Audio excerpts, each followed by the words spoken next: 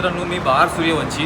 मित्रांनो, प्रिनप्च्युअल ॲग्रीमेंट म्हणजे काय असतं की लग्नाआधीचा करार. म्हणजे लग्नाच्या आधी पहिलेच ठरवतात नवरा बायकोचं. उद्या समजा लग्न टिकलं नाही तर कोणाला किती काय मिळणार किंवा काय मिळणार की नाही मिळणार असं म्हणजे पहिलेच ठरवणार की बाबा मी देणार नाही तुला, किंवा जे काय आहे बाबा प्रॉपर्टी माझ्या नावावर घेतली आहे तर प्रॉपर्टी माझ्या नावावरच राहणार, किंवा 50% असणार तर 50% माझा शेअर राहणार. असं हे पहिल्याच लग्नाच्या आधीच डिसाईड करतात की बाबा मुलगा झाला मुलगी झाली तर कसं काय डिवाईड करणार, शिक्षण कोण करणार, कसं काय करणार, 50% हे सगळं लग्नाच्या आधीच डिसाईड होतं.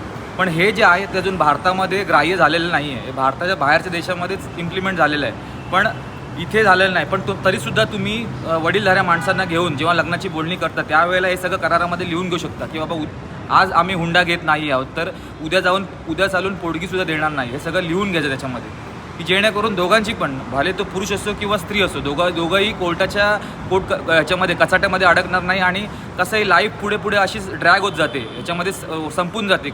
तसं नाही होणार. आणि वकिलांना पण हे नाही करणार, म्हणजे पैसे जास्त जाणार नाहीत पैसे. आणि दुसरी गोष्ट, न्यायालयात पण ढीग नाही होणार, कारण कोर्ट कचेऱ्यामध्ये ढीग असतो तसं होणार नाही बाबा. केसेस कमी होणार. तुमचं ह्याच्यावरती मत काय प्रिनप्च्युअल ॲग्रीमेंटवरती हे मला सांगा. जय हिंद, जय महाराष्ट्र.